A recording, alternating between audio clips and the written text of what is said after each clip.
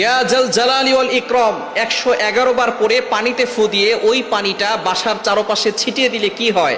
আমরা অনেকেই কিন্তু ঘরের ভিতরে বরকত চাই।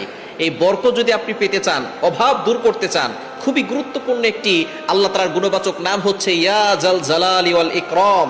আল্লাহ পাক রব্বুল আলামিনের এই গুণবাচক নাম পরে দোয়া করলে আল্লাহ তাআলা সেই দোয়াটা কবুল করেন। এটা আল্লাহ তাআলা নিজে বলে দিয়েছেন। কোরআন খুলেন 9 নম্বর পারা 13 নম্বর পৃষ্ঠার 4 নম্বর লাইন, সূরা আরাফের 180 নম্বর আয়াতে আল্লাহ বলছেন ওয়ালিল্লাহিল আসমাউল হুসনা ফাদউহু বিহা।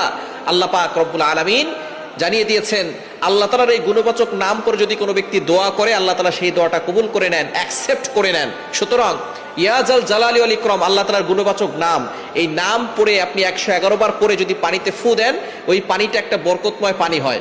ওই পানিটা খেলে আল্লাহ পাক রব্বুল আলামিন আপনাকে সুস্থতার নিয়ামত দান করবেন। আপনি কল্পনা করতে পারবেন না, অনেক অসুস্থ ব্যক্তি আছে, কোনো ওষুধে তার রোগ ভালো হয় না। এরকম হয় কি হয় না? অনেক ডাক্তার দেখিয়েছে, কোনো রিপোর্টে কোনো কিছু ধরা পড়ে না। ডাক্তার বলতেছে সব জায়গায় সবকিছু ঠিক আছে, তারপরে সে অসুস্থ, সে কোনো সময় সুস্থ থাকতে পারে না। আপনি আল্লাহ তাআলার এই গুণবাচক নামটা পড়বেন, সাথে সাথে সূরা ফাতিহাটাও পড়বেন। সূরা ফাতিহার ভিতরে শিফা আছে, আয়াতুশ শিফা বলা হয় সূরা ফাতিহাকে। সূরা ফাতিহা হচ্ছে উম্মুল কোরআন, কোরআনের মা। সুতরাং আল্লাহ তাআলার এই গুণবাচক নাম খুবই ফজিলতপূর্ণ একটি নাম। আল্লাহ তাআলা এই নামের বদৌলতে আপনাকে বিপদ থেকে হেফাজত করবেন, আল্লাহ তাআলা আপনাকে সুস্থ করে দিবেন, ঘরের ভিতরে রোগ ব্যাধি আল্লাহ পাক রব্বুল আলামিন দূর করে দিবেন। সুতরাং এটা পানিতে পড়ে ওই পানিটা যদি আপনি খেতে পারেন, আল্লাহ পাক রব্বুল আলামিন আপনাকে শিফা দান করবেন।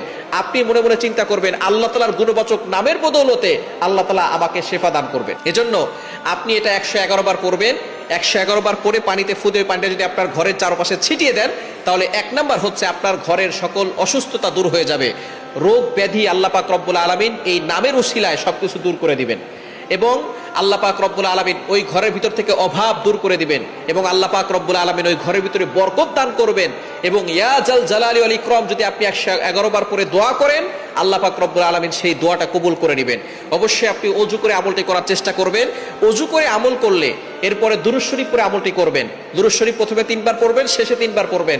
দুরূদ শরীফ পড়ে যে আমল করা হয় সেই আমল আল্লাহ পাক রব্বুল আলামিন তাড়াতাড়ি কবুল করেন। অনেক সময় আমরা দোয়া করে দোয়া কবুল হচ্ছে না, দুরূদ শরীফ পড়ে দোয়া করবেন, আল্লাহ পাক রব্বুল আলামিন এই দোয়াটার সাথে সাথে 7 আসমান ভেদ করে আরশে আজিমে গিয়ে নক করবে। আর দুরূদ শরীফ না পড়লে সেটা মুআল্লাক